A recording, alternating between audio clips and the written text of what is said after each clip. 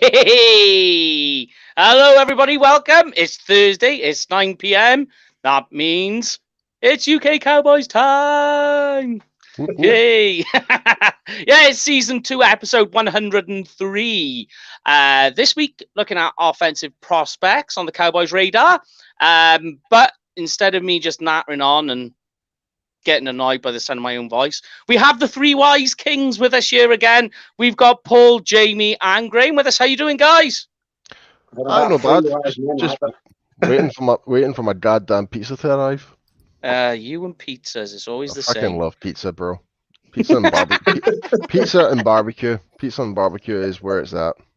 Barbecue, I agree with. Yeah. But I must say, when I was at St. Andrews, I did have a pizza. And the thing that surprised me in Scotland, what they do with pizza is deep fat fry them. Oh, no, you get that in the chip shop. You do that Not in the everywhere. chip shop. But not Yeah, everywhere. I know. They seen me do it, and I was like, what the? What? Yeah, it's basically a heart attack and a fucking snack, pretty much. We'll fry anything, though. Yeah, I mean, yeah, I've seen Mars bars. Yeah, deep fry Mars bars, deep fries, coconut, what you call them, snowballs. Yeah. Anything, mate. Deep fries in our blood. And that's just to help you get through the cold, that is. But yeah. That's for brekkie, isn't it, for them lot? That is, mate. That and a can of Tennants, isn't it? Oh, Bucky, mate. Excuse me. Thank you very much. It's all right. Jamie's smiling away. We know they just eat Yorkshire puddings where he lives. Hey, as long as you don't put the gravy inside it, man, because then it just mashes all the bottom up. Dip it into gravy. You've got to put gravy in your Yorkshire pudding. Get outside and dip it in. But Jamie, use it as a wee cup. Like, I'll be short of gravy, mate. We shot a Jaeger in it. There you go. Hey, I tell you, Jaeger and Yorkshire pudding, man. Jesus Christ, what the fuck are we talking about here? I know, we're going off script and we're not even like Jesus, 5 minutes into the show. We're not even 5 minutes in. Here we are again. It all happens where it all goes wrong. Just to see us random chatting, isn't it? Yeah. Yeah. But as I say, guys, today looking at offensive prospects, mostly day 1 and day 2. But if there's anyone out there that you fancy on day 3, we'll talk about them. Same for you guys at home. Get involved. Send us your comments and who you like. The Cowboys should take and who they should avoid. Get involved. But we start off, as we do with every show, with our news and updates. So first of all, guys, it dropped today, this afternoon here in the UK. The NFL has set the minimum cap. So this is just the minimum at 180 mil. Now, yeah, could go up. We don't know. That is some good news, especially for the Cowboys with trying to sign Dak, which we spoke about last week. But what do you guys make of that? This is just the minimum. Good news? Yeah, I mean, I can't really complain at all about it. I mean, if it gives us a better chance to sign Dak to a longer term deal, then absolutely. I think it's terrible that they have to set a minimum for the cap. Really, if you're a below average franchise with 60-70 million worth of cap room, what are you doing? You go out and compete for the best guys you can get for 1-2 seasons and go for it. Don't sit there with all that cap room. I mean, you're trying to sell season tickets. To be fair, Belichick's done that for the whole of his career, to be fair. They've got like $60 million in cap space right now. And look how many Super Bowls he's won because of it. Like bringing in players like, who's that? Shelton. Shelton from Cleveland, mind the defensive tackle. Yeah. Yeah. Brought him in for a couple of seasons, got him like pretty much for nothing from free agency. And there you go. I mean, it wouldn't be the first time we've heard a player traded for just to be cut so they can get rid of his salary. No. You know, that kind of way it really is bad, just so you can meet the minimum. I think it's terrible. Well, now we're talking about players about their salary right now. Yeah, we get into that. How amazing must you feel to be a Philadelphia Eagles fan right now? It must be so good to be an Well, let's Eagles get into fan. that, guys. What do you guys make of the trade? And what we're talking about, for anyone who hasn't seen the news, Wentz has been traded to the Lions. Eagles get 2 draft picks in return, but they also take a $33 million dead cap hit in the process. What are you guys thinking? Absolutely frigging amazing, because they're going to be screwed. They're still well over the cap, even with this cap hit. So they're going to have to extend veterans for millions and millions of years, and yeah, they're screwed. Is one way to put it. And not just that, the best part of all, they're not even going to be able to afford their first round draft pick the way how things are going right now. They are going to struggle to sign their draft picks. Honestly, like, are they able to even draft anyone at all? Like, are they just going to bring undrafted people and put them on the small minimum wage and try and offload like Zach Ertz and Graham as well? I mean, what the hell is going on with Philadelphia right now? If I was if I was an Eagles fan, I'd be pissed off the way how things are being managed right now, and rightly so. But screw them. You can pretty much just when you mentioned Ertz, there's rumours he might not even be on the roster as well. So yeah, but Austin, good to see you again here, my man. But he's just commented saying good deal for the Colts, give up next to nothing. Only still it only cost them a third, so I gave up next to nothing. So, but yeah, Mega Mac, I wonder if Mega Mac will be happy moving to Indy. I mean, either way, like when you really put this in perspective, right? Carson Wentz is going into a better scenario regardless, and the Eagles are actually worse off anyway. So it's like a win-win for Cowboys fans right now, because like the Colts are going there, they've got a better offensive line. They've actually got like a pretty good offense from what I can say, and they've got a good stellar defense. Like Carson's actually going into a team where I think they can actually make a big push this season going forward. Yeah, like I think they're one of the teams you could watch out for. I think it was funny though when I was watching some of NFL Network this afternoon, and saw one or two people on the TV just getting a little bit carried away right now. You know that the Eagles aren't moving on from Carson Wentz because he's a great quarterback right now. So let's not get carried away with the addition to the Colts. Yeah, well, when you put this in perspective in terms of the Jamie's kind of frozen up here. Hold on a minute. Yeah, bring him up on the other. There I did. There we go. Yeah, so when you compare this to the Matthew Stafford, Jared Goff switch up, I mean, it just shows you what the Eagles received in return. Is they have really like. I'm just astonished. Like I was astonished with the whole Jared Goff trade, like for what the Lions got back as well as Jared Goff, like getting first round draft picks and all that stuff as well, on top of getting getting Jared Goff. But the Colts only gave away like a second and a third, and might potentially go a first round. Might be. Have you seen the stipulations? Crazy. Absolutely crazy. I think he got to play in 75% of the regular season games, and then he's also got to play so many games in the playoffs for it to turn to a first as well. It's like everyone's now rooting against the Colts. So he's to play 75% of the Colts season this year. But the Eagles were always going to lose out in this because everybody knew Carson wants out. They want rid of him. So they're not going to line up to offer two firsts. That's it. Do you know what I mean? They were caught with their trousers down. Now here lies the question in regards to the Houston Texans. I know I'm maybe jumping ship here, but where does this leave Deshaun Watson? Because we just saw what just happened to Carson Wentz here. Don't get me wrong, just Deshaun Watson is a much better quarterback. He's much better. Their GM keeps coming out. I don't even says that they aren't going to get rid of him. I know every player has the prize, but they're just trying to do that so therefore some team would actually give him a ridiculous offer, pretty much. But it just really goes to show it's like the Eagles organization just don't have any faith in Wentz at all, and that's why they got shot of him. And if all honestly, I kind of feel bad for Jalen Hurts the way he's trying to be in this scenario with a broken. He's been thrown in the deep end. Yeah, he's going to be thrown into the deep end. Like we don't even know what wide receivers the Eagles are going to have next season. I mean, It's a disaster, and I can only I can only laugh at the organization and how shit they are. And I mean, but you compound that as well with the fact that they got rid of Doug as well. They got rid of their head coach and all the coaching staff involved. So he ended up getting thrown out by the wayside as well. But I think what this does more than anything, when you look at Wentz going, is I think really it puts an emphasis on, when you take into account as well with Jared Goff, about how the NFL evaluate their quarterbacks. Because if you look now, there's two quarterbacks there that teams put a lot of stock in, put a lot of time and effort and energy and even draft capital to go and get these guys, and they're not even on their roster.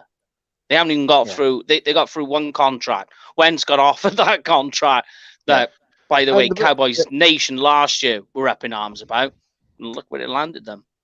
Do you know what's the craziest thing about it all as well? We were talking about in the admin group before come on air, that every first round QB drafted from 2009 through to 2016 and no longer on the roster of the team that drafted. That is crazy. For first round QBs, that's crazy.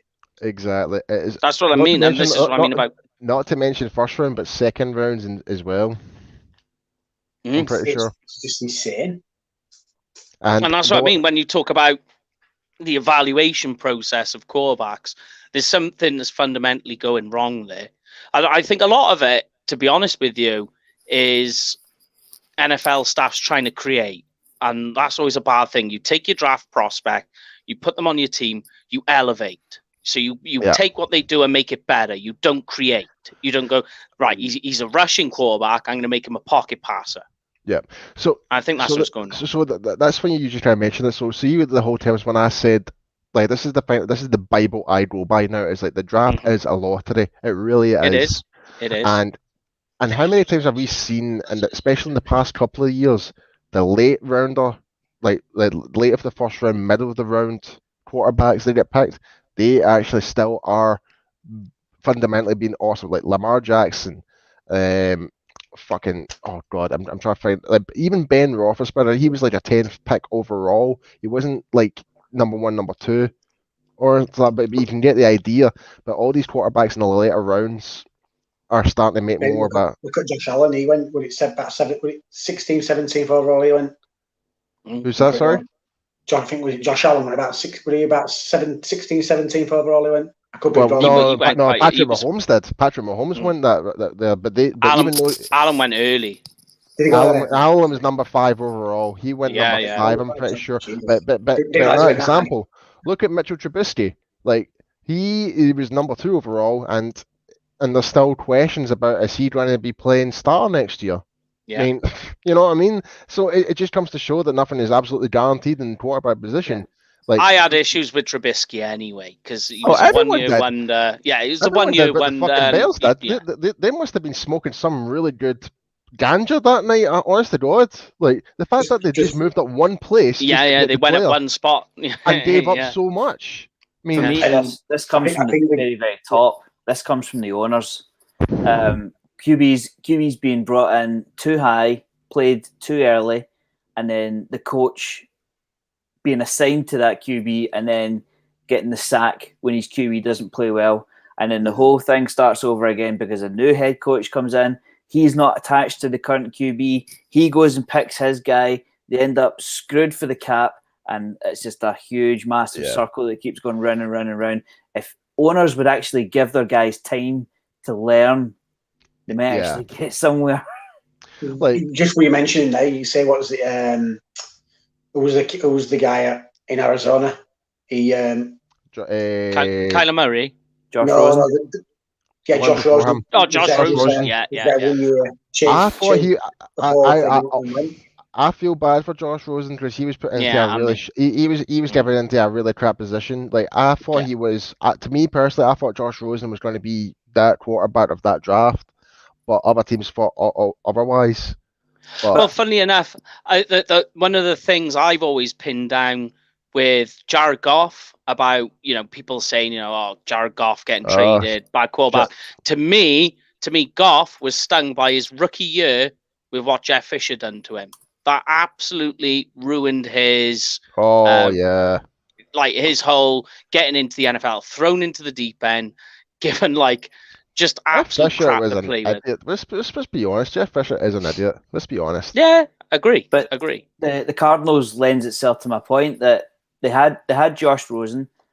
They bring in Cliff Kingsbury. He was nothing, and he goes and takes Kyler Murray. And before you know it, you've got a first round. Wasn't even given a chance. Exactly, first round draft pick out the door. Yeah. Yep. Yeah. And I got my issues with Cliff Kingsbury, but we're not going to go there. But let's not stick too much on the Wens talk, so we can get through these guys. In other news, just to lighten things up a bit, Dak, photo of him out of the boot, not using crutches, and I don't know if you noticed in that picture, that woman, she's got a ring on her finger. Yeah. Our good friend West Coast pointed that out, didn't he? Yeah, sure did. Big shout out to West Coast, man. He was live the other night there. He gave us a nice wee shout out the other day, so a big shout out to West Coast. Yeah, nice one, West Coast. He's actually booked to come on the show. Not going to go into that because that is coming up in the next 2 weeks. News on that. And also, then just in some other news, Coop's surgery looks like it's gone well. He was caught playing ball in the street with a couple of kids. I noticed that was awesome. That was awesome, man. It was good. I enjoyed that myself. Like, see, that's the only the things with Amari Cooper. That is like the only media attention you get. You'll see him just like randomly pop up and just play football doing with some stuff. kids. Like he's not going to these meet and greets or nothing like that. Trying to like take extra money in. Like he's actually out there in the community and stuff like that. He's like the anti-Des. Oh man, he is. If you were to put bipolar of a wide receiver, you've got Des Bryant, then you've got Amari Cooper. Two completely different personalities. Completely different. 100%. But yes, that is the news and updates, guys. So as I was saying, you have any thoughts or ideas on offensive prospects only this week? Then next week we'll look at defense. Oh no, Pizzagate. Not Pizzagate again. Yeah. So yes, let us know who you've got on your radar, who you think the Cowboys should take, who you love as well. They're all out there. So we'll start off, guys, and we'll hit this right from the very start. So this is round one. And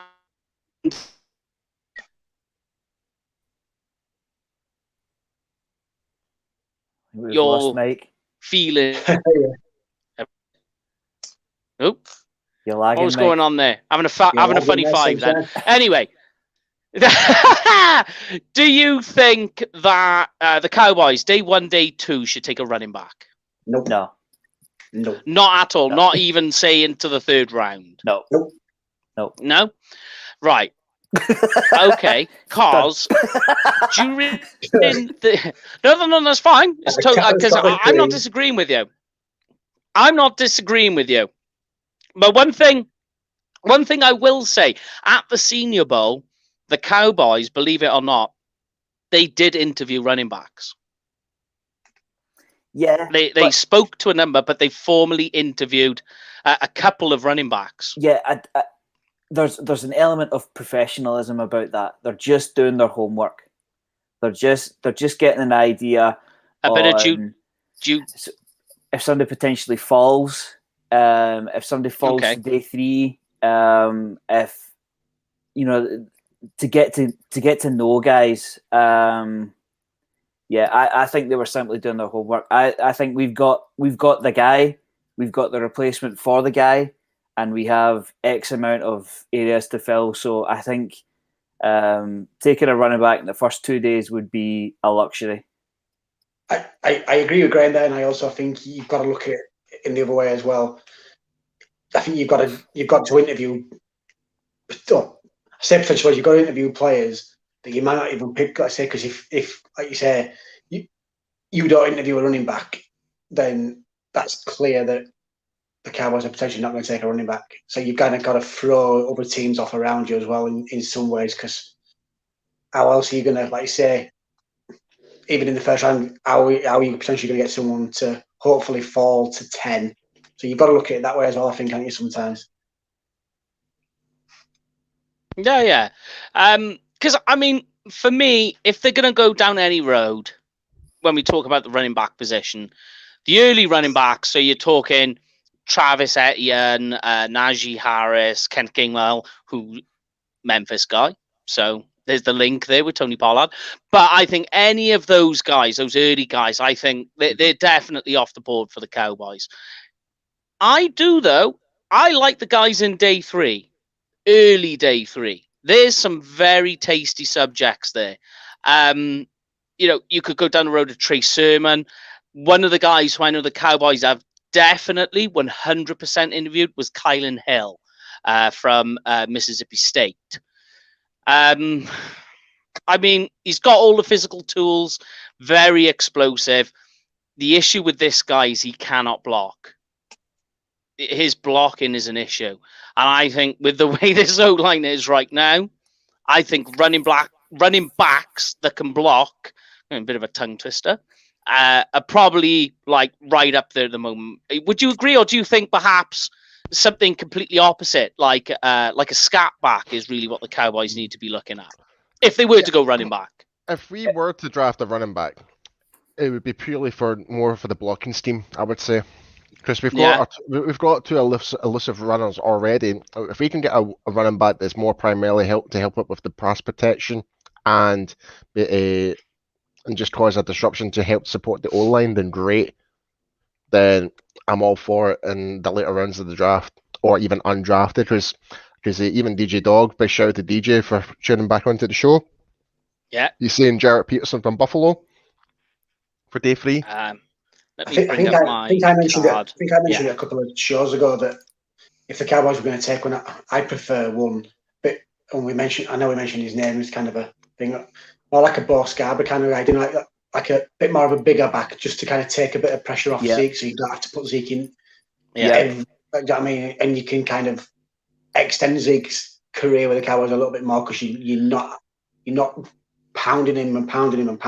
Yeah, like I say, because that part of our game works. Our running game works really well. Having that, because he's a bigger back, but he's also got speed. That works well for us. But do you not feel you've got that with Tony Pollard though? Not what you're describing, but a guy who can spell Zeke to prolong his career. Yeah, but I think it's also more of a change in the running game because he's a bit more of an elusive back, in it. I mean, I think the word you're looking for, Jamie, is diversity. I think the word we're looking for is diversity here. If we were to get that type of running back, like a Jerome Bettis, big, massive, Bo Scarborough type of running back in those later rounds, it brings 3 elements. Like you've got your powerhouse running back, which is Zeke. You've got the more elusive running back in Pollard, but you've got an absolute battering ram and whoever we might bring in. So that brings 3 different elements to the run game that is going to make teams not sure what to prepare for. Yeah, you know what I mean. So, and I think we want to do on offense as well, don't we? Like you say, there's a lot. You see a lot of sweeps in the backfield from players like Cooper and obviously from CeeDee Lamb. So it helps it a little bit more as well, doesn't it? Yeah, but I mean, like DJ Dog, he spoke about Jarrett Peterson from Buffalo.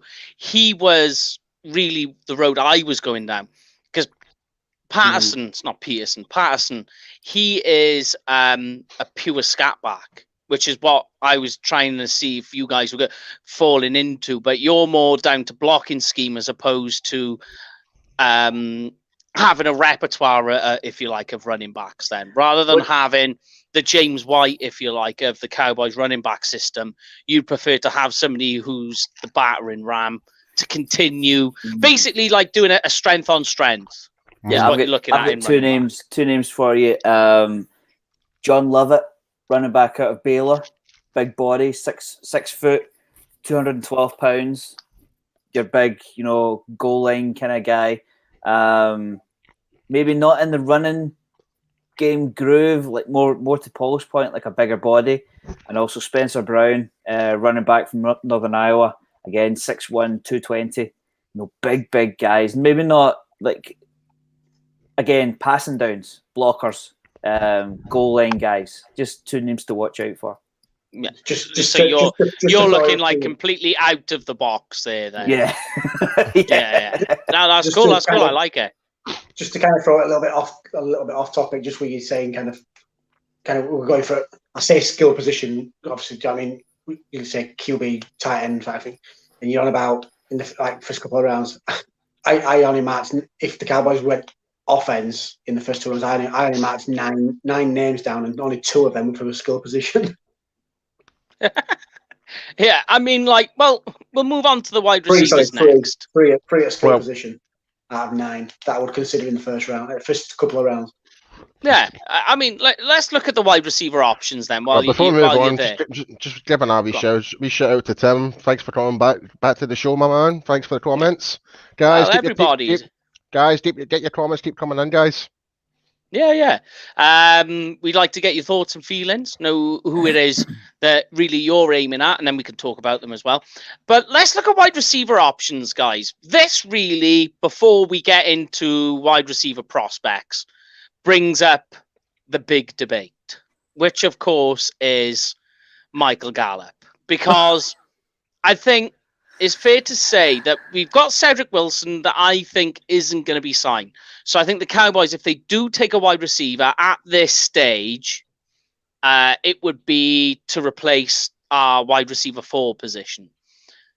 But depending on what they do with Michael Gallup, depends really how early. Yeah. What do you guys see or foresee happening for Michael Gallup with the Cowboys? Because right now, at the moment, the market and talk about Michael Gallup is dead silent, which to me is worse than if they came out and said we're doing nothing. I don't like no noise, especially with Jerry Jones. I think with everything that's been going on in the world, I think, like you said, there's going to be a lot of talk. It's going to be really quiet. I personally said it. I'd hate to lose him, but if we're going to lose him, I'd rather lose him up to the draft, like you say, just because the draft in some positions is really deep, and that pick we could use. The only way I'll be ever happy is we don't lose him as a free agent. That's the only way. Like, if we can sign him on for a longer term deal, then great. Somehow we managed to get that working, great, fantastic. But it's either that or a trade. Trade him away. Yeah. Like, I do not want us to go into a Byron Jones scenario, because if he becomes a free agent, he'll be one of the hottest free agents out there.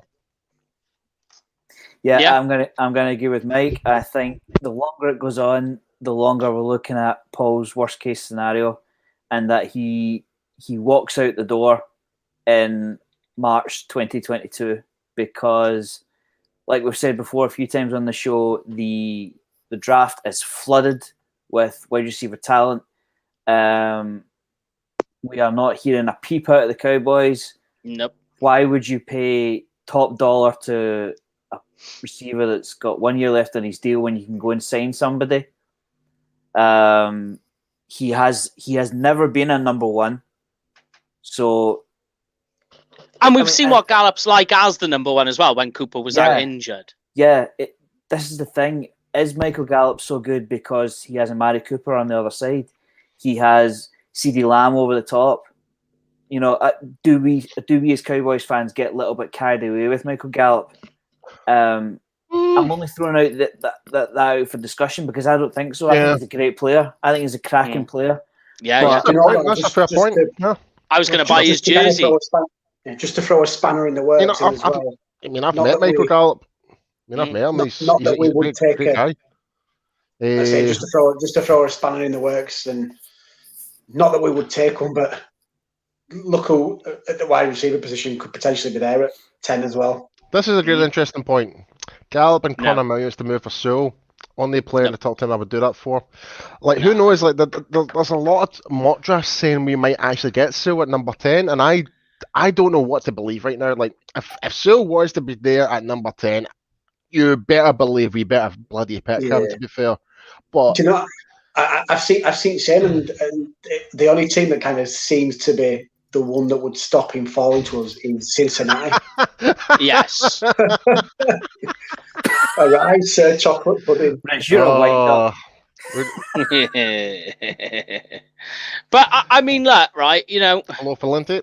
You've got it's worth talking about because, like, here's a scenario I can give to you, right? That with the way things are going, especially now with the Eagles trade, quarterbacks that are going to go before the Cowboys pick are going to be insane, right? It's going to be something we've never seen in a draft before. I said between 3 and 5. I'm saying the minimum quarterbacks that go before pick 10 now is 4. I'm going that many. And I feel confident saying that, right? I agree, Mike. I had 4 before last week's show going, and there's the one that's around there, maybe late teens, is one that I would probably trade back for if we can't get, like I say, a Sewell or a cornerback. Yeah, and we can't get back done, obviously, as well. Well, look, right. Here's the crazy thing that I can put to you. With the way that the fact that you've got that many going, plus you're going to have your other sort of guys going. Jamar Chase is going to go in the first round, without a doubt. He's going, in the first round, of course he is. In the first 10 picks, right? He's going to be gone. I can actually see that when the Cowboys get to their pick, right, and you're sat there with Michael Gallup chewing up cap space at a time when you're trying to sort Dak Prescott's contract out, that Jalen Waddle and Devonta Smith are both going to be available to you at 10. At that point, with another guy that we're going to talk about in a minute, what do you do? Do you then turn around and go, let's take the wide receiver again? Something we spoke about just a minute ago with the running backs, strength on strength. You're doing the same again because Devonta Smith and Jalen Waddle are absolute. I mean, they are blow it out of the water wide receivers. I mean, you know, Devonta Smith, Heisman winner. Not many wide receivers that got the Heisman. You were saying that, and you were saying another name. Is that? Oh, I think we'll get to him. We will get to him in a minute. Yeah. Now, if and not taking away from the other two that you just mentioned, Smith and Waddle, I think I would prefer the other name that I think you're talking about, just because of the setup, just because of depth in the two positions. Yes. Okay. Because what you got to look at is those guys sitting there, like in any other draft, Waddle and Smith would be going in the first 5 picks. I'm telling you, these guys are absolute. But because of the way the wide receiver depth is, then a lot of people are going to sit back on that and look down at offensive tackle, which is something a lot of the Cowboys want to do. And I think taking offensive tackle, which we get to later down the line in this show, I think taking an offensive lineman in the first is a bad move. But okay, I will never be on board with the Cowboys taking a first round receiver this year. I think I would lose my fucking shit if that happened. Last year I wasn't too. I'll honestly, like I keep saying this, like I wasn't too chuffed about it initially when we did draft CD Lamb, but I'm glad it turned out. It proved me. Proved me wrong. I remember 2 weeks ago we sat and we watched last year's draft show, and I think it was 5 of us on at the time. We all dropped. We all realised. We were like, "What? Hold on a minute! What has just happened?" And I think when you consider the holes we have on defense, the aging offensive line, for us to go and take a wide receiver would be absolutely. I mean, especially if we still have Gallup. Yeah. Yeah. Now, if Gallup's still on the table, then I would say no. And players over picks. Always take players over picks. But like I said, though, Mike, the draft is a fucking lottery. I generally do feel that this year needs to be best player available in terms of the position first, in terms of what is the biggest need of position. If we can get that guy, if he's going to be maybe available in the next 2 picks behind us, I'll maybe draft him now, just to cancel that out, because we might lose him to the team behind us.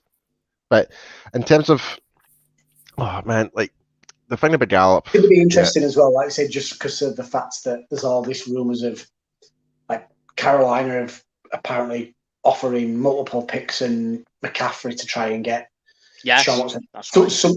Somebody's going to, like you said, Mike's predicting. They put McCaffrey on the table. They put McCaffrey on the table for a trade to go up. So I think that's what? That's crazy. Yeah, he's a running back, though, isn't he? He ain't got a big shelf life, which is understandable, like you said. So there's four QBs. Four QBs definitely going to go in the top 10. The reason, well, I can understand, like somebody's going to come up for another QB, or somebody's going to come up for Sewell, or one of the wide receivers, or someone's going to come up for Pitts. So like you said, there's a lot of people going to fall to 10.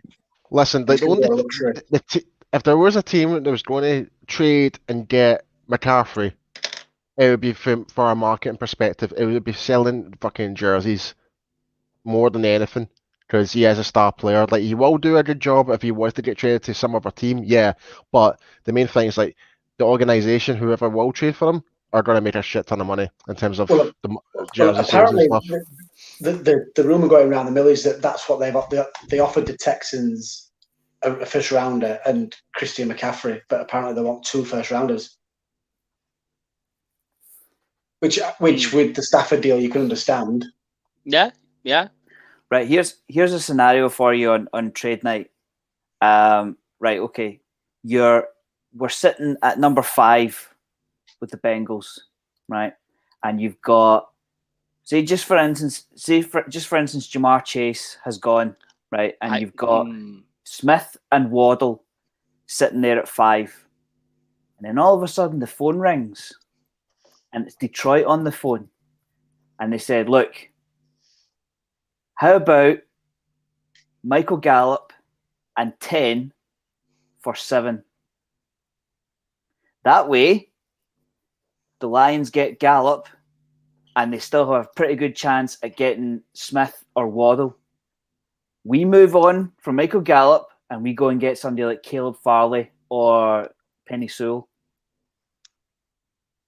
You could probably get Caleb Farley at 10 though, couldn't you? That would be my only worry. I would trade at that point. I would double up. I'd double up my value at that point and trade back. If it was me, like if it's going for 7 and depending what the players are available, I would do it, but I would not do it for a wide receiver. No chance. It would have to be a defensive player or offensive tackle. No. And I know where you guys are coming from, and you can't take defensive tackle at this stage. We'll talk about that next week and see why defensive tackle. Yeah. Okay. If that trade came in and we took it and went up to 7 and we took Trey Lance, that would piss me right off. Listen, I mean, we did the quarterback review last week. By the way, in case you guys are wondering why we went straight to running back, go watch episode 102 last week's show. It's an entire episode about quarterbacks, the prospects, Dak Prescott's contract. We spoke about it all last week. No, sorry, Falante. Like, I would love to see JJ Watt in a Cowboys uniform. No, JJ's in a scenario where he's actually getting banged up every year. Right, I'm gonna put the stamp on this one. Right, I would like to see JJ in the Cowboys uniform, but how many games would I get available from him? Because remember, he's in the decline right now as well, and not to mention what money would be thrown at him. It'd be more of a publicity stunt from Jerry to sell jerseys. And what does that do? Like and obviously it's going to be number 99. We've already got number 99 with Antoine Woods. That's if he resigns, obviously, of course. But I mean, yeah, But is there anybody on that defensive line that's better than JJ Watt? Our defensive line better than JJ Watt? Who knows? Maybe a coming of age next season. Who knows? I mean, the thing is, though, Jamie, our defensive line do have potential. Don't get me wrong. The problem we have, our problem that we have with our defensive line is consistency. That's our freaking problem, right?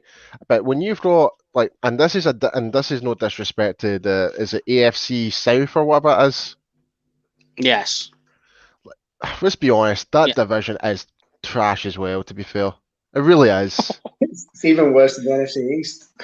like the records, the win and loss record doesn't even really prove, but in terms of the quality of playing football, it is probably just on par what we're doing right now. So, but And when you're playing against, like, I don't know, man, it's not even worth I know the Colts are conversation. pretty good. I quite like the Colts. The Colts are, the Colts are going to be, now they've got Carson Wentz in their team right now, which we kind of spoke about earlier. I think it's a good deal for him and all that. But in terms of JJ Watt, nah. Like, I would love to see him in Dallas, but I just feel it's just going to be more of a. I'm just thinking of a player recently that we brought in, and it was just more or less just to sell jerseys, like a Greg Hardy situation. Like, well, maybe not Greg Hardy. Actually, that's a bad example. So, actually, that's a bad example. But you know what I mean, though, right? Like, yeah, I don't know. He has played 16 games 2 out of the past 3 years, but to Paul's point, he's no spring chicken, and you don't know when he's going to go. I think it'll be to somebody that made the playoffs last year. Well, apparently the Titans have heavily invested in talks out there. That's what I'd seen across social media. Seen the Packers as well. But I mean, it's the Packers and the Steelers. Getting back to the wide receivers, though, guys, right? So you're quite happy in terms of the options at day one, right? Now, if Gallup is still on the roster, wide receivers off the table, if they've traded him or used him for something else, you think that they're going down another road of trying to accumulate picks then, yeah? Is that what we're saying? And you wouldn't still take a wide receiver, even with Waddle and Smith? They're available at 10. Honestly, I reckon there'll be a wide receiver in the second or third round. Right. Just do the exact same job what Gallup was just done. Like, you got Gallup in the third round. And there's always a diamond in the rough that will spark up. So the issue for me for day 2 wide receivers is the guys who are going to be available are pure slot wide receivers. And I don't know about you. I'm keeping Lamb in the slot at the moment because he was having an absolute field day in there. For me, if I'm going down any road, I'm going into day 3, mid-day 3 for wide receiver, because they're taking a guy who we were talking about on this show during Senior Bowl week is Dwayne Eskridge from West Michigan. And they interviewed him too. This guy is on fire. He's a burner. If we are going to complete opposite. If we are going to do it on the Friday or the Saturday, what do you guys think of a possession, a Cole Beasley? Do you think we've moved on from that kind of want? I mean, I know he wasn't too hot under Dak. That's maybe why they didn't offer the great extension. But I just wonder do we have a move the chains on 3rd and 4 type receiver, or do we have we moved on from that? I don't know. I don't think.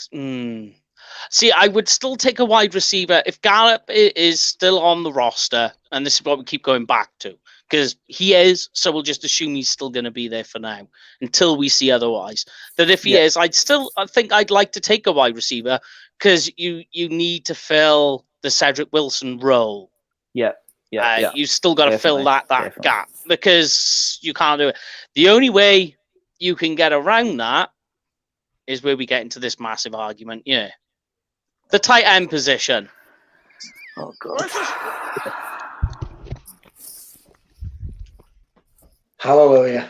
Why is this even a debate? We shouldn't even be talking about freaking tight ends this year. We saw a huge expansion in Dalton Schultz. We've just paid Blake Jarwin. It's an embarrassment of riches, but I can't ignore how many flags we have elsewhere. I can't ignore it. Let me try and convince you. Just let me try and convince you, right? Just for a second. You have an open mind. No, just for a minute. I'm not having an open mind over tight end. No, just for a second. No. Just for a second. Thank you, Jamie. It's only just because you've got to talk about it, because it's gonna happen. That Kyle Pitts could very much be available for you at pick number 10, right?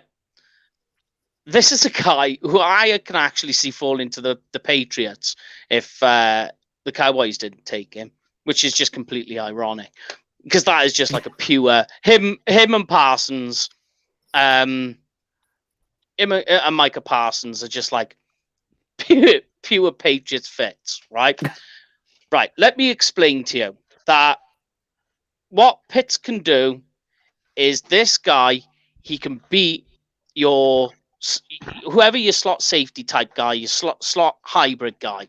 There aren't many tight ends in the league that can compete against that type of guy and beat them, right? But what they can also do, Kyle Pitts, right, is as an inline blocker and as a H-back, he can do the work. Now, I will name you 3 players that can do that type of job to such a high level that Kyle Pitts can do, right? There's only 3, maybe 4. The 4th guy I'm on the fence with, and that's the Raiders, Waller. Sorry. He's the guy who I'm on the fence with about being the 4th guy. The other 3 are Travis Kelce, Rob Gronkowski. Sod it. And Gronk, yeah. And George Kittle. Right? So, yes, 100%. You can't disagree it. He is. Those are the 3 tight ends that can do it to an extremely high level. Blocking now, wise, you name Kittle? me. No. You don't think Kittle is that? Nope. Of course he is. Nope. 100%. Without a doubt. Kittle's more of a wide receiver than he is a tight end. I disagree. But anyway, right? These tight ends that we're talking about, they are they're the forgotten chess piece that defenses can struggle to play against because they never need to come off the field. Those 3 players play for teams in the last 2 years that have not only made the playoffs, have gone to the Super Bowl.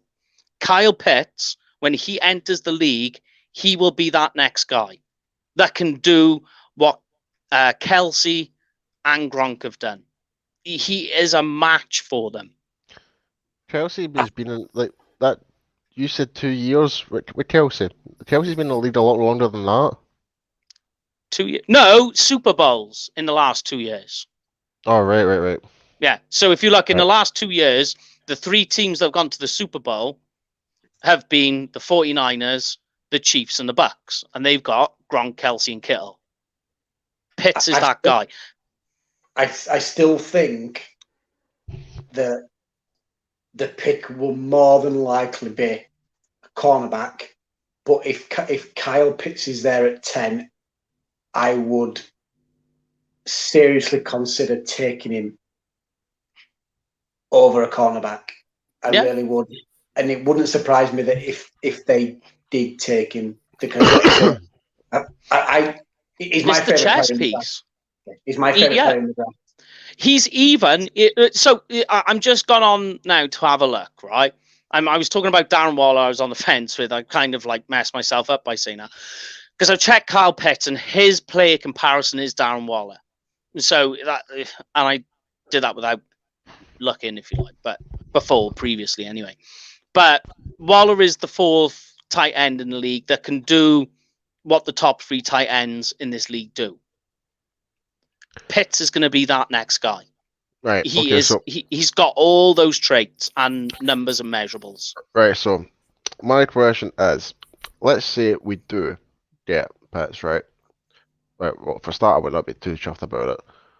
Like, despite he's everyone telling me he's like the best thing since sliced bread, whatever, and that. But my point is, what the frick are we going to do with what's his face? Jaws. Mm-hmm. Well, look, right. Because we just gave him that contract. I know. And neither of them are number 1 tight ends, and I don't mean that as a disrespect, but they're just not. I agree. And you always look at, don't you, in this league, and this is why I know we touched on a little bit the JJ Watt thing, and I was like, is anybody bet on that roster on the D-line better than JJ Watt? So every year you're looking to improve your roster. Well, Kyle Pitts would automatically be the best tight end on this roster if the Cowboys drafted him.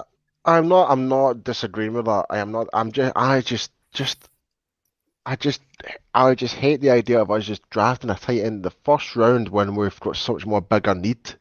And I'm with Graham on this one. Yeah, I'm not disagreeing with you. I'm just saying it's a conversation worth having because it's a scenario that's going to present itself. Very much so. Put it this way. We didn't need wide receiver last year. We needed defensive players, and a top skill player dropped to our position you just couldn't pass up on it, and I think that would be the same with Kyle Pitts. And do you know what an even crazier thing is with Kyle Pitts is the guy isn't even going to be 21 until towards the end of the season. He's 20 years old. Right. So here's the next question. Right. We do draft. Right. As a scenario, we do draft Kyle Pitts. Right. Okay. What are we going to do with Jaws, and what are we going to do with Short? Like, are we going to trade them away, try and get some lower draft picks, or what? Look, no one's going to take on his contract. I'm just saying. I'm not saying I don't love Jaws. I think he's great. He's a one-trick pony, right? As Jamie says. No, no. I mean, in terms of that, his blocking isn't good. He's a receiving tight end. He is a pure Y tight end. Yes. If you're going to say he's a tight end, he's not a H or an F. He is a pure Y. Sorry, he's a pure F. Not a Y, because he can't block. Yeah, his blocking game's not the greatest, but when it comes to when it's just Dak in the pocket and no Zeke, 9 times out of 10 you're going to expect to see Jarwin maybe actually do something magical like that. He's the giant killer. Don't forget that. Jaws is the giant killer, and I do like him. But now you've got the counteract with Dalton Schultz, who's actually had a fantastic season. He did have a great year. Like.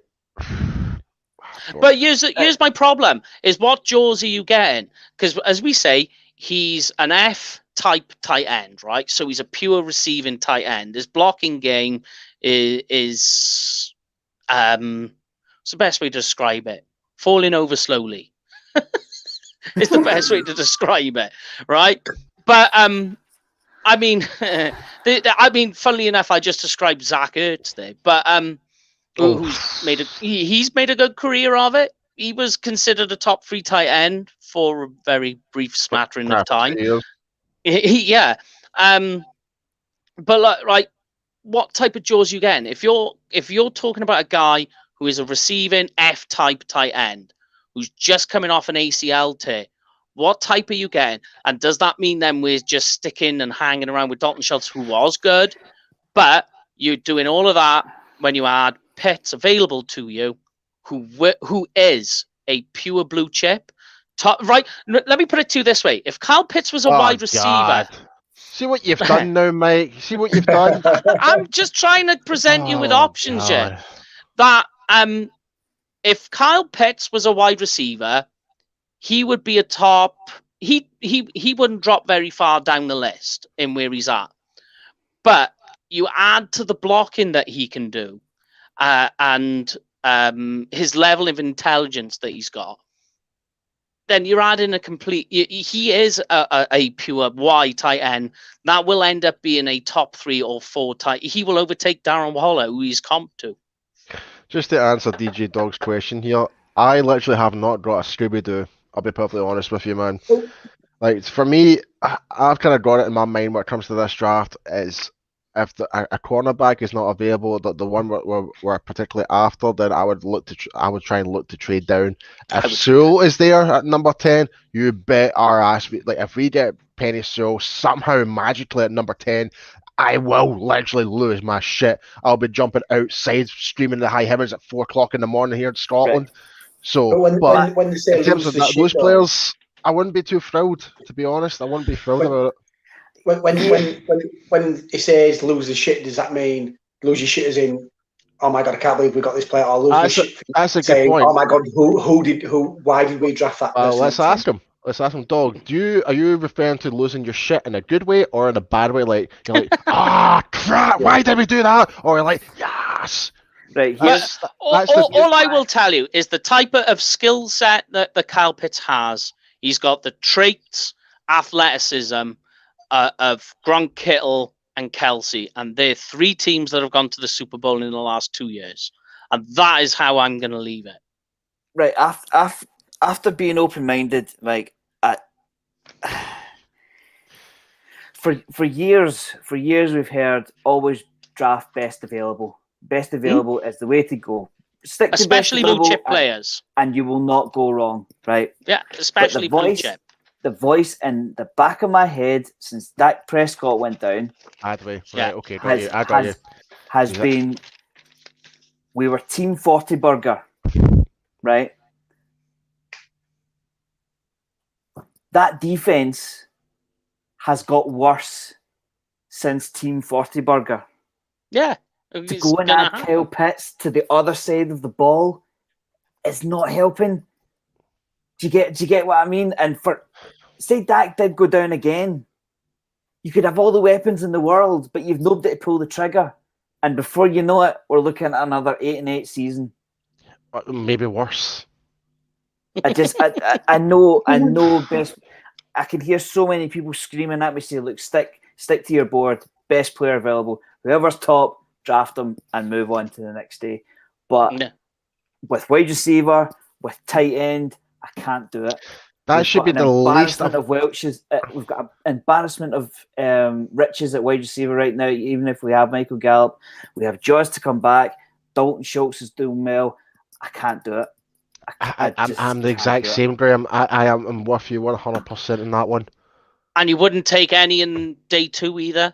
No. Tight end? Day two is different because day 2, you're looking for the value outside of, like, you. Day 2 is safety. You must hit on your your Thursday night pick. If you don't hit on your Thursday night pick, it's so much more difficult. Day 2 is Richie Grant. If we do not get Richie Grant, do you know what I keep thinking of? TJ Hawkinson. You know, the Lions took TJ Hawkinson at number 10. Early, He was going to work wonders for the running game. He was going to catch 15 touchdown passes. No, he didn't. Yeah, but he's coming into fruition. He's coming into fruition. Well, to be fair for Hawkinson, he's still quite good for fantasy football points. That's about it. No. I'm telling you. Well, you gotta allow tight ends the fruition period as well. It's very rare that you get tight ends like Gronk that just step into the league and well, bear in mind, it took after a season for Gronk to really step up his game. It took Kelsey 3 seasons for him. Yes, and to Kittle at least I would say 2. You've got to allow tight ends the fruition period to get into the blocking scheme, to get into the next level of blocking, as well as the nuances of route stems at the tight end position. Because you think in college, the center as if he's fucking Tony Gonzalez, man. Honest to God. You'd be surprised. Just talking about the sort of the best player available kind of fake situation. I'm totally on that. Except if it's quarterback. Well, only because. Yeah. But I mean, that goes back to last week's episode where we spoke about what do you do with Dak? What do you do with the 10th pick if Dak isn't long-term signed? Because now we've got question marks, meaning that basically all the shows that we're doing between now and draft day are completely moo, because it means then the only show that really made any sense was last week's. If we do draft a quarterback, anyone but Lawrence. Oh God, that's to get to that. Right, let's get to your guys' favorite thing to talk about, the offensive line. So, all right, we saved the best for last. So there is a large consensus, shall we say, of people wanting to take tackle in the first round, right? We'll speak about the top 3 guys who are there. But for me, I think taking tackle, I have done a number of mock drafts. And every time when I take tackle early, you're chasing your tail in the later rounds, trying to fill the gaps in your roster, right? You go the other way round and you take a defensive player in the first round. Taking tackle in day 2 is a lot easier. But let's get into that in a minute. So your top 3 guys really that we're looking at is Penei Sewell, Oregon, Rashawn Slater from Northwestern, and Christian Darrisaw from Virginia Tech, who I actually quite like. What a surname that boy's got. Darrisaw, I do like it, but they're not even the guys I'm looking at this stage. But let's talk about, first of all, Penei Sewell. Yeah, he's a slam dunk, right? Really, really good. I mean, the guy in 2019 was like, right? If you want to, you can take me at my word, or you can go and Google it. Have a look at the awards Penei Sewell was winning in 2019. The list is like that long. It's literally every offensive line award going in college. The guy was on fire. My issue is he's an opt-out. And I wonder what that's done to him instinctually. Hit me, Graham. I'm glad you picked up on that. Has he been hitting the gym 6 days a week? Has he been having salad with every second meal? Has he been doing the right things? We saw at the Senior Bowl the huge difference in guys that had played the season as opposed to guys that had sat out the season, because the guys who played the season had obviously been they'd been at it for 4 months. They had been on the ball. So I think that the guys that sat out the season are primed for knee, high ankle, Achilles, all that kind of stuff. I would be very, very concerned about throwing a guy in, particularly if we don't get an off-season, a pre-season like we did last year. If we don't which is quite likely. Although I got news on that. The Cowboys are looking to play the Steelers in the Hall of Fame game. Yeah, that's right. Just saw that. So we get the extra game. We need it. I'm glad you picked up on that, because the guys that have opted out, have they been hitting the weight room 6 days a week? Ironically, we saw it. We saw it in the Senior Bowl. A guy who I was screaming out about, I know he's a defensive player, Levi Ozariki. I was saying, watch this guy in the Senior Bowl. Watch him. What does he go and do on the first day? He gets bumbled over by your guy from Alabama, guard, and he's out. He's done. Yeah. So literally in the last year and a bit, so 14, 15, 16 months, all he's done is played one practice snap and blew his leg out. Yeah. So this is what you could be getting. We see it all the time from guys that hold out. That they don't go to OTAs, they don't go to minicamp, they don't go to preseason. They're hanging out, waiting on their deal, and as soon as they get their deal, they come in week 1 and tear something, and before you know it, they're done for the year. Because it's the team basically say, well, we've just paid this guy franchise money, we're not going to leave him on the bench. So they throw him in, and before you know it, some tears, pulls, snaps, and it's done. So the guys that hold out, they have every chance of having a really. I still think he's a slam dunk, but that has to be a concern that you add into it. And I think when people are doing these mock drafts where Penei Sewell falls to us, I think that's what they're using as the what's the word I'm looking for? As the cognitive feature, if you like, and why he's falling down so far. Well, honestly, like, if Sewell was to fall down, regardless he opted out or not, he's blue chip. Chip. How can we not say no? How can we not? That has to be the guy. Like, if he's there at number 10, there should be no debates at all of who we're picking in that pick. It's Penei Sewell. It has to be. He's a consensus top 5 pick. So if he falls to 10, not only are you getting a blue chip player, not only are you getting the best offensive tackle in the group, they've got this weird. I can remember. I'm trying to remember who was talking about it before, and they were saying that every Super Bowl team that's ever gone in has got at minimum, I think it was 7 blue chip players on their team. Penei Sewell then ticks that box for you. Oh yeah. My only worry would be, like I said, just with the mocks, like Paul mentioned, the mocks that are coming out now, is that a lot of them have Penei Sewell falling to us. My only worry is if he gets past, because I probably could see it being the Bengals that would take him. Yeah, if he falls past the Bengals, I got the Bengals being reunited with Burrow's favorite wide receiver.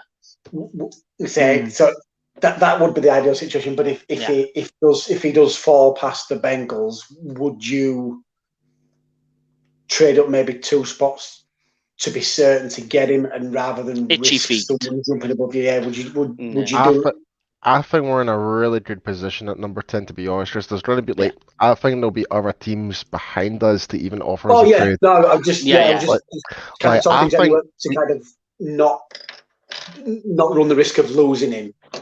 Yeah, and would you be willing to go up a couple of spots just to be on the safe side? Well, here's also another thing you've got to take into account.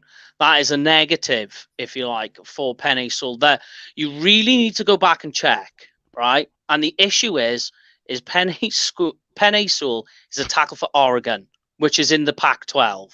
So the talent he was playing against is not very good, subpar at best. To be fair, though, as well, like you say, he sat out, and I suppose it just that too. It obviously defines the guide on it that he sat out for a year. He's still the best defensive tackle in the draft.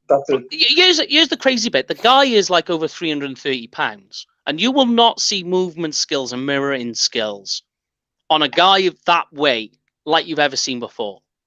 Like Tyron Smith is the only guy you can say. He is special. I mean, I like Jay said, I think the Bengals are primed to take him, but I would not be at least. I would be perfectly happy with Slater. Yeah, well, I love the segue. I mean, like here's a guy who is the complete opposite. This is a more light, faster guy. So really, I think in terms of between Sewell and Slater, there is a slight difference, but it's more in terms of their style of play is what is different to them. And the one thing people always return to is they go, right, what type of talent did this player play against? And with Slater, the person they always go to is defensive rookie player of the year, Chase Young. And Slater wiped the floor with him. He did not allow didn't even allow pressure. He held his own over there on his own against Chase Young.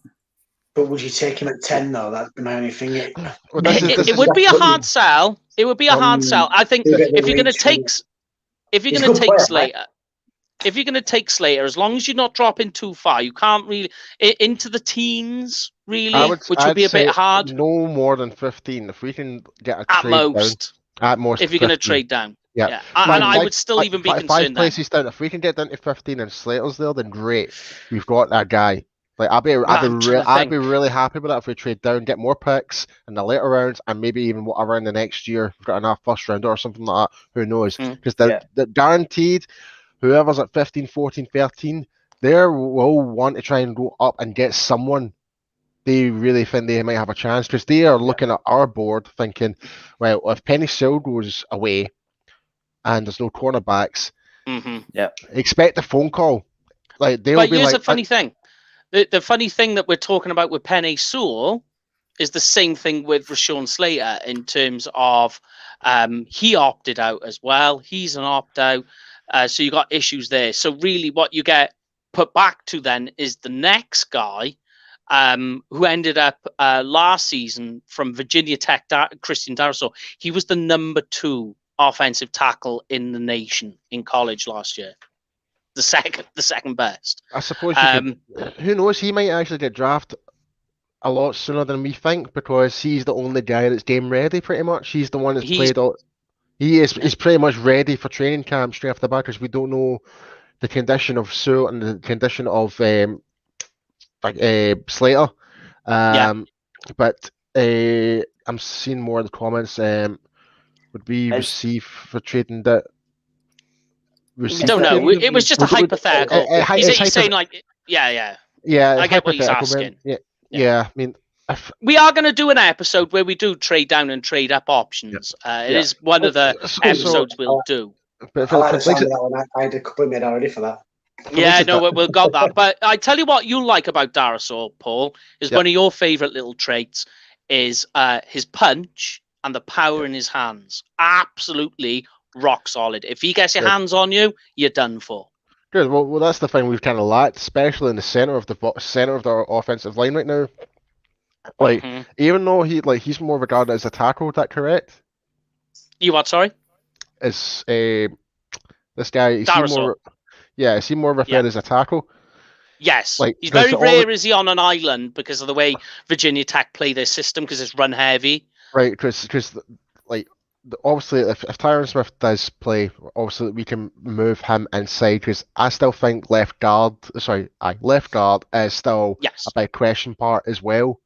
Because, like, personally, and this is no disrespect to Connor Williams, I think you're a lovely guy, mate, but I just don't think there's much physicality from him. Like, he's just not strong enough for that position. Do you not worry about Tyron Smith's size though on the inside? No. I'm saying move Darasaur inside. Oh, Darasaur. Yeah. Let me get his measurables up. That's where 6'5". Syke Martin's 6'4". To Paul's point, though, this is where I think. What's his name? What's his first name? Elijah Vera Tucker. Oh, Vera Tucker, yes. Guard tackle. I've pushed him inside on my board. Yeah, I put him on on my board. He's an inside guy. I put him as guard. Yeah. Who's the third division guard? It was absolutely taking the Senior Bowl by storm. Quinn Miners. Yeah. From Whitewater. Holy crap! Yeah, from Whitewater. Holy crap! Like, he is definitely he's going to get drafted. He's not going to be undrafted. That's for sure. After what he's going in the second round. Yeah, like, even if we don't go offensive tackle and he's there in the second round, depending the scenario, I'd be happy with that because he can play inside. Hold on, let me bring up what these guys are reckoning. Third round, Quinn Miners. Yeah, okay, but I like it. Either way, I say in the top 3 rounds, we will need to address either left tackle or left guard. Well, here's one. I know you like this guy because I've spoken to you about him before. For me, I say first round, right? Like, we keep going round in circles about Kyle Pitts and all the rest of it. But my serious answer, if I was ever to talk about who we should take, and when I've done mock drafts, what always works is taking a defensive player for us early, because then the rest is just a piece of pie. The rest seems to flow. And what you can take in the second round are 2 tackles who are available to you. Alabama's Alex Leatherwood. I know you like him, Paul. And Stanford's Walker Little as well, who does have some issues. But you've also got Liam Eichenberg, who I quite like as well. These are guys who you can take in the second round or the third, possibly. I don't think they'll fall that far, those guys. But these are the guys you can take. And if you wanted to take Quinn Miners, he might fall to you in the third. But he's more an inside guy, like center, tackle, center guard. Like, as long as, if it's for me, as long as we can get an offensive lineman in the top first 3 rounds that can convert from a left tackle to left guard, and just give if Smith's in, he's going to be starting at left guard. If Smith's out, he's going to be starting at left tackle. That's who I want, really. Someone that can do that, but someone that does have the size and strength more so than anything. Do you know, I agree with Paul in the terms of in the first 3 rounds we need to address that offensive line, but it would not surprise me if pretty much all of this draft is on the defensive side of the ball. So DG Dog just commented, we trade down to 15 as an example. Horn, cornerback, and Jock, linebacker could be pick. If we go down to 20, I hope Barmore defensive tackle would be there. Barmore in the 20s would work. That's really where you're looking at for his pick. Yeah, it would be a hard exactly, Dog. Exactly, DJ Dog. There. We need insurance. That's the key word. We need insurance, because whenever Tyron Smith is always injured, we always get roasted every time. And all you've got to do is look at the Chiefs O-line in the Super Bowl, and look what happened there. Exactly, Mike. Exactly. Like what puts me off leaving offensive line to the second and third day is our recent history. Yeah, not day three. I'm not trying to get my insurance policy for Tyron Smith in day three. I mean, when I try and get like the Alex Leatherwood, Walker Little, I like, it's the injury issues with him, or Liam Eichenberg. I'm happy taking those guys in day two, and there's my insurance policy. And these guys, they're starters. They are starters. They're each one needs a little bit of development, but they're there. We've tried to supplement the offensive line with day two guys in McGovern and Williams, and to be perfectly honest, that hasn't worked out. They're second day guys because they're not good enough to be first round guys. And I am surprised. For me, there's a mental block around going cheap on offensive line, because like you guys have just said, the Chiefs suffered for it in the biggest stage of all. Yeah. Patrick Mahomes running for his life, throwing not a single passes, touchdown. Not a single touchdown. Horizontal passes with his body horizontal in the air. I mean, to be fair though, this week he should not be able. He shouldn't be doing that. He shouldn't be having to do that. Our season came off the rails. The Connor Williams thing is just a little bit is a bit of a surprise, because, and not just blowing his trumpet because I'm a Texas fan, but he was a beast for Texas. Connor Williams. So the transition he's made is completely surprised me, because I thought he would have been one of the top tackles guards in the NFL by then. The offensive line depth at tackle is very good for this draft. Per Dane tackle is good. It's deep. It's per deep. It is deep. Yeah, per Dane Butler. I can't even say his name. A good friend of the good friend of the show. Yeah, we are trying to get on this show as well. More on that coming later. I can't talk too much about it. But also from DJ Dog's comments about JC Horn and Jeremiah Usakoromoa. We'll talk about them next week. They are guys we are looking at. I did the video actually on Jeremiah. Very impressive.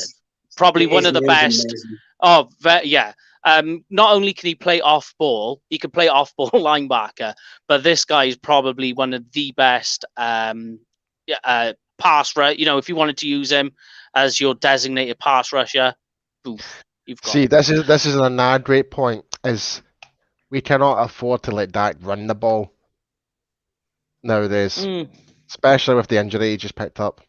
We touched on it a bit last week, and I don't get me wrong, and I get that Patrick Mahomes is great on his feet, but when you're paying your quarterback $30-40 million a year, I don't want him running out of the pocket. Yeah, I want him to put in the pocket. Don't put him in that position. Yeah. So then, my only other talk then is if you're looking at the top three guys is what you're looking at, the top three tackles that we spoke about.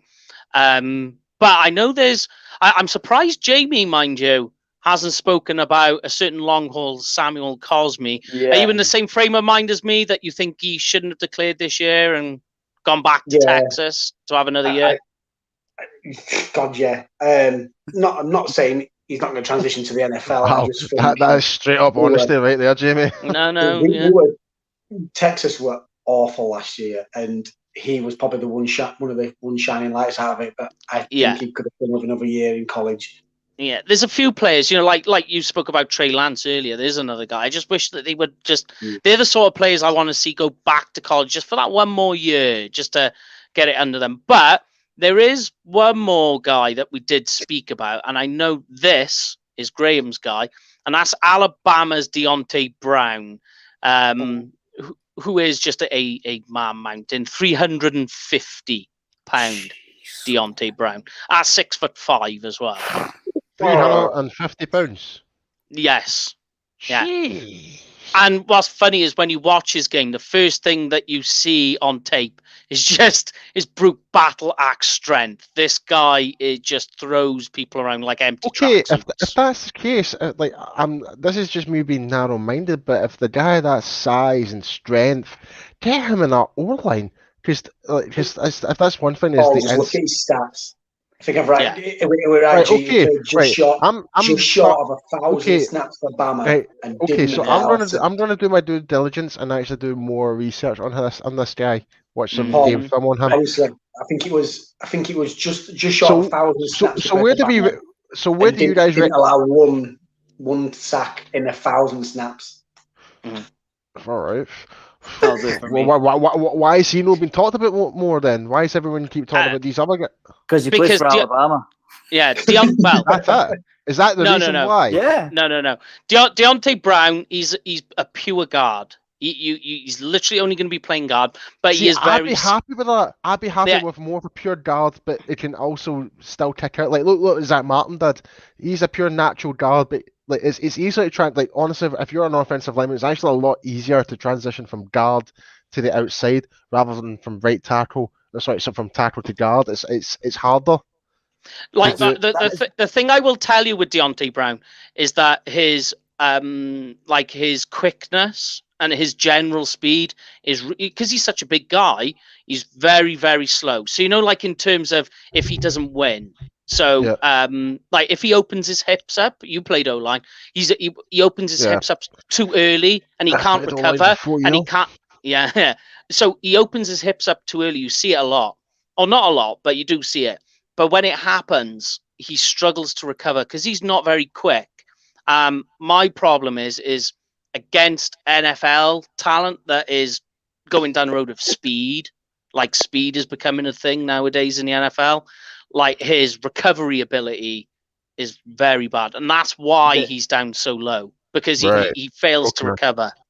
The reason why I like the look of him is that say we were to go down, say we were to go down the line of say just for instance cornerback at 10. Yep. There's every chance you could get Brown in the second round. Play him inside at left guard. Then when something goes pear-shaped at tackle, if he's up to the job, you move him outside to guard, or you play outside to tackle, or you can't move Brown to tackle. Do you not think so? Do you think he's a solid guard? Yeah, he's just not quick enough. He won't kick slide. His kick slide won't be fast enough to come. Like for guys pressing the edge, he won't kick slide quick enough. Honestly, you'll see it. First thing. Mate, the difference is you're already are in a different stance from tackle to guard, depending on what type of. Agree. Yeah. Like. He's probably got that built straight into his system, but if he knows he's going to have, like, say for example, he knows we're going to be drafting him, right? He'll know himself, like he will need to do more kick stepping and that. But I'm just saying, from my perspective, right? I felt slower when I was playing guard compared to when I was playing tackle. And there's a lot more aggression involved in playing in guard.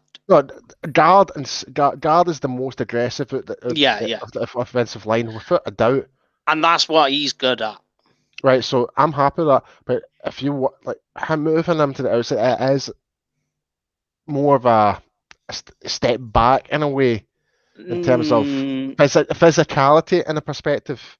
You're more or less guiding, unless you're doing a zone, like you're doing that more of a slant block, like zone blocking scheme. Yeah, like if you're just all blocks are going to the left side or all to the right, you're gonna just bulldoze. That's when he'll really well come in. Because my thinking is that... but he's a slow guy. He's really, really slow. Honestly, who knows? He might actually have the off season. I might actually shed off an extra couple of pounds off just to make him a little bit more athletic. Because he'll be wanting to do that for his pro day. You know, you want. But one of the things. Go on. Say we did bring in Sewell. I don't think he starts day one at tackle. Whereas if we end up with Brown, he starts day one at left guard. And you probably still end up with your corner in the first round. Do you get what I mean? Yeah. Yep.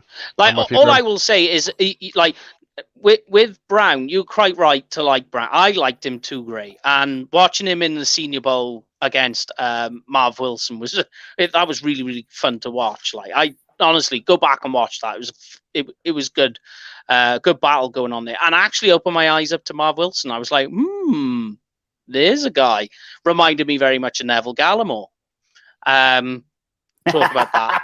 Talk about that next week. yeah. So somebody perk up there.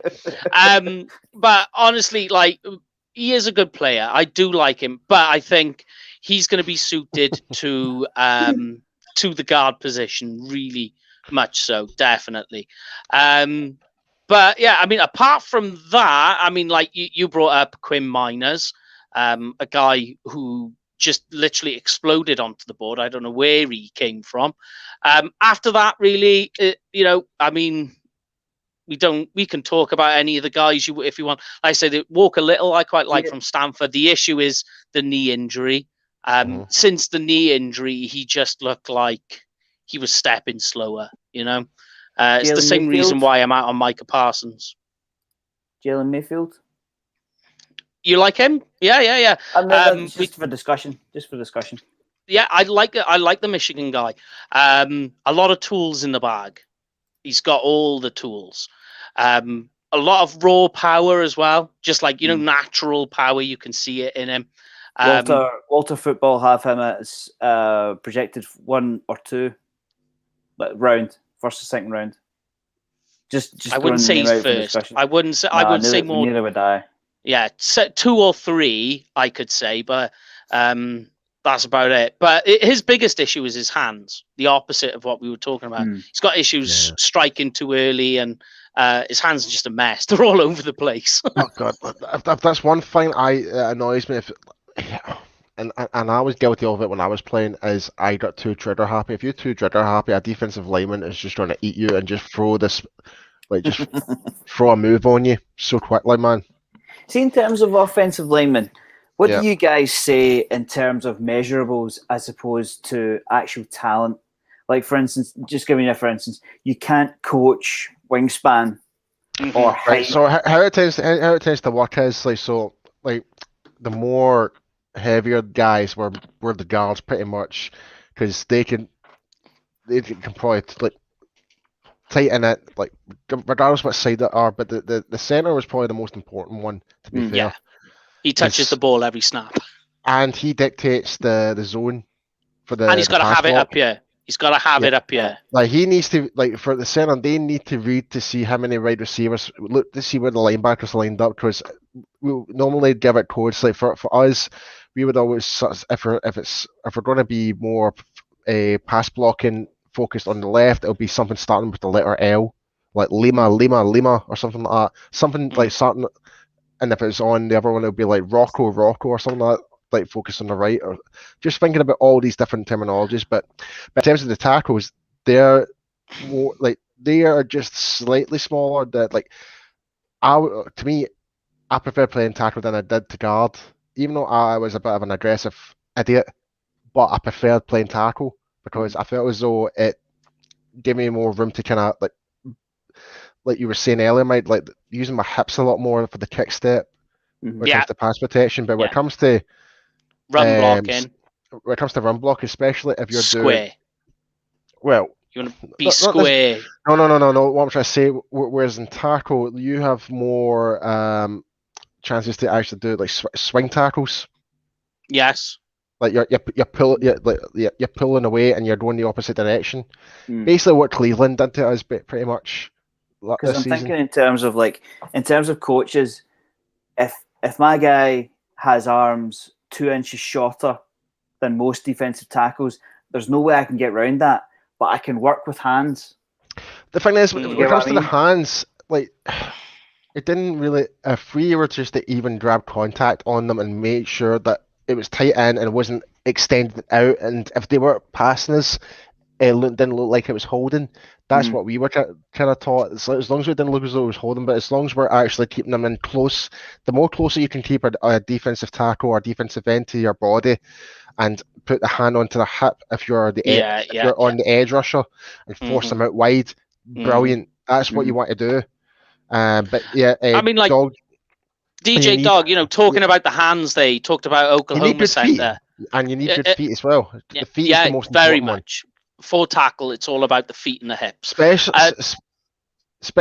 doesn't matter what position in O-line you are, you still need good feet. Like, and that's one of the first fundamentals is your getting out your stance and resetting yourself to like chest up, lower sense of gravity. That's pretty much what you're getting taught from day one, pretty much. Then after that, it's all about how to dictate where the tackle, how to just get the like set up the blocks, pretty much after that.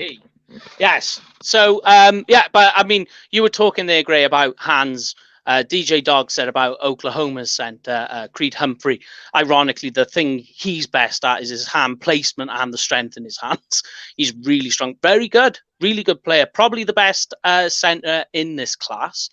But that is a place where we can wrap it up, because I think after really the third round, when you talk about offensive line guys, you're really looking, what to do there. Just to kind of just to touch up on that, like definitely see what comes to pass protection, arm strength is definitely more fundamental for the punch, definitely, because you want to keep them away from you. And when it comes to the run block, you want to keep them close to you so you can actually run them down to the ground. That's and turn it's like bipolar. It's like it's like pass protection, keep them far away as possible. Run blocking, run them down to the freaking ground. That's pretty much the only difference, essentially, in a nutshell. All right. Yes. So that wraps up the offensive line stage of it all, really what we're doing on all of this. We'll quickly do a quick shout out to a few things. 2021, you will be going to a game. I guarantee you. The vaccine's in. We're going to the big game. If you do decide, though, to go to a game, make sure you book it through Cowboys Experience. They got game day tickets, stadium tours, and tailgate parties you won't miss. And as we say every time we put this advert up, if you go, make sure you send photos. It goes straight up on our social media, straight to the very top. And, of course, who wants to give us the big buzz code you've got to use? Anyone? UK Cowboys is the code, and if you use the code, you get some free stuff, and don't be a clown. You get free stuff. Get free stuff. And, and we've got our new ad put up for Silver FX. Just go over to silverfx.co.uk, find UK Cowboys fans, get some Cowboys gear. Again, if you get any of it in, put it up. We'll put it up on our social media straight to the top.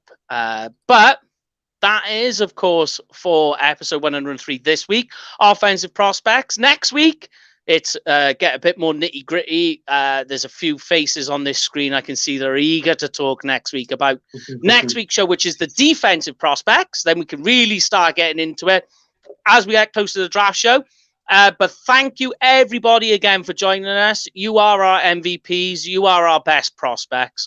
Yeah, big shout out to everyone who's joined in. Tim, Austin, DJ Dog, Valenti. The whole lot. Everybody who joins us, you are our MVPs. We got some big news coming up about UK Cowboys TV in the next couple of weeks. We'll talk a bit more about that next week.